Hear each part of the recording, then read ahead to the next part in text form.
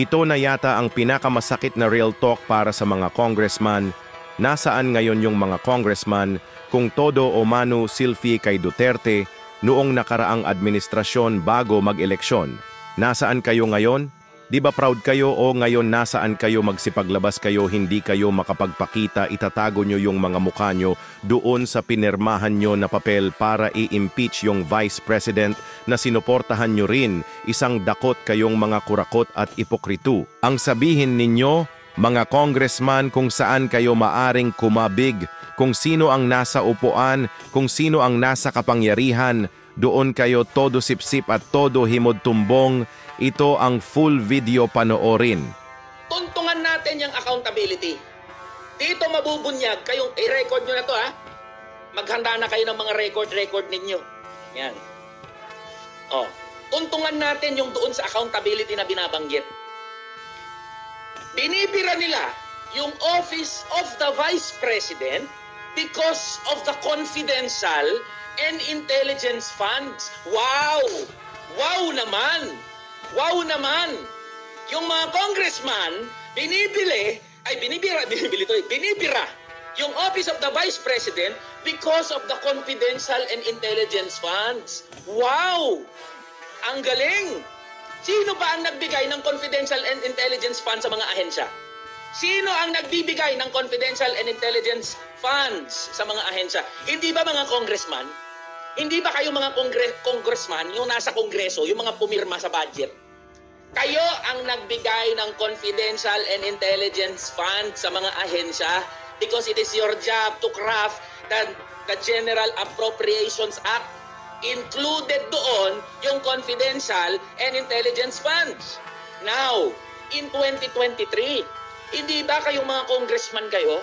Kayo yung mga nakipaglaban dyan sa confidential funds na ilagak sa mga ahensya ng gobyerno? Ha? Hindi ba kayong mga congressman ang mga naglagay ng confidential funds sa mga ahensya ng gobyerno? Oh, and who has the biggest confidential funds? Sino ang may pinakamalaking confidential funds? Hindi ba Office of the Vice President, Office of the President? Hindi ba Office of the President ang may pinakamalaking confidential and intelligence funds? Now, bakit kayo tahimik? Kayong mga gagong mga congressman sa confidential and intelligence funds ng Pangulo. Bakit kayo tahimik dyan? Sige nga, you are all silent about the confidential funds of the Office of the President. Di ba?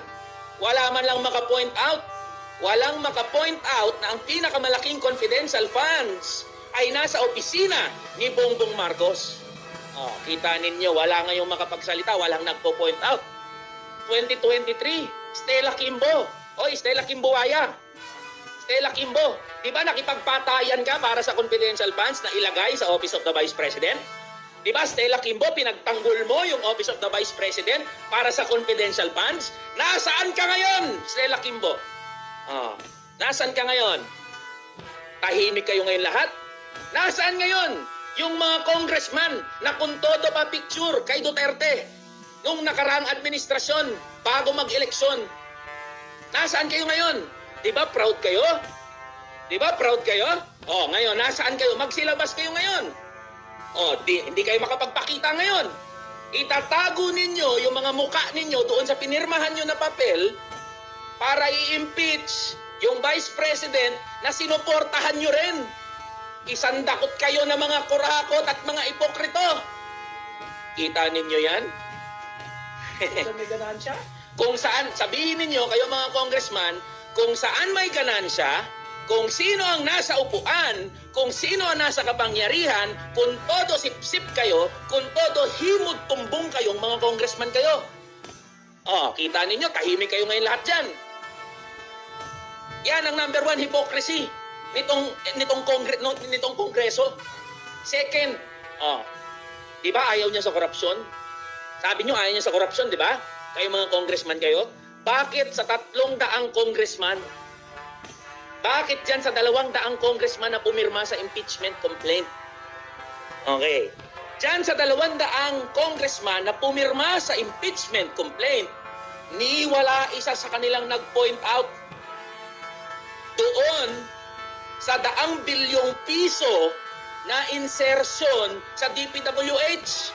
Infrastructure projects na karamihan mga flood control projects na alam naman ng taong bayan na source of corruption. O, bakit kayo tahimik ngayon? Bakit kayo tahimik ngayon? Hindi ngayon makapagsalita itong mga congressman na to. Wala ni isa sa inyo ang nagpo-point out sa hundreds of billions of pesos of insertions sa DPWH infrastructure projects na karamihan mga flood control projects na alam ng lahat na source of corruption ninyo. Oh, ano kayo ngayon? Ayaw nyo ng corruption, di ba? Gusto nyo ng accountability. Oh, edi gawin nating accountable kayo pare-parehas. Accountable din kayo dyan. Ano akala nyo? Mas banal kayo? Mas mabait kayo? Mali. Inom muna. Oh, kita ninyo, wala makapagsalita. Ayaw nyo ng corruption, di ba? Bakit walang nagsasalita dyan sa DPWH? Flood control projects. Bakit walang nagpo-point out? Daang bilyon yung insertion dyan. Oh, kita ninyo, mga ipokrito kayo, mga congressman kayo. Pangatlo, bakit walang nagsasalita tungkol sa ayuda para sa Kapos ang Kita program? Bakit walang nagsasalita tungkol sa AKAP? Bakit hindi kayo makapagsalita dyan kayo mga congressman at mga senador, mga politiko? Hindi kayo makapagsalita. Bakit? Kasi sabi sa hearing ng DSWD, ganito sabi, Makinig ka, Rex Gatchalian, ng DSWD. Makinig kayo mga congressman, mga politiko, lalo ka na Martin Romualdez. Sabi ng DSWD, wala pang IRR, implementing rules and regulations hanggang ngayon, ang AKAP. Second na sinabi ng DSWD, totoo na nagagamit ng mga politiko ang AKAP. Nasaan kayo ngayon? Bakit hindi nyo ngayon mabira yan? Bakit hindi nyo mabira? Kasi nakikinabang kayo dyan sa AKAP. Kasi nakikinabang kayo dyan sa pagbibigay ng ayuda. Pinupolitika nyo yung pamimigay ng ayuda. Lalo pa yung mga tatakbo sa 2025 elections, gagamitin ninyo yung AKAP para ipamigay legal na vote buying. Kita ninyo. Akala nyo pera nyo yung pinamimigay ninyo. Di nyo pera yan, mga gago kayo. Walang nagsasalita ng mga congressman dyan, tsaka mga senador. Kasi nakikinabang kayong mga congressman, nakikinabang kayong mga senador dyan sa AKAP, dyan sa pagbibigay ng ayuda. Tahimik lahat Walang nagsasalita. Akala ko ba galit kayo sa korupsyon? Akala ko ba gusto nyo ng accountability? Wala ngayon nagsasalita. Di susunod na issue. Bakit walang nagsasalita tungkol sa Zero PhilHealth budget? Bakit walang nagsasalita tungkol dyan? Yung siniro nyo, yung PhilHealth budget, nilagay nyo sa ayuda, nilagay nyo sa AKAP. Kita ninyo? Ano kayo ngayon? Tahimik uli kayo dyan. Pukinang ina ninyo, pare-parehas kayo mga congressman kayo. Pare-parehas kayo dyan. Tapos sasabihin nyo, galit kayo sa korupsyon.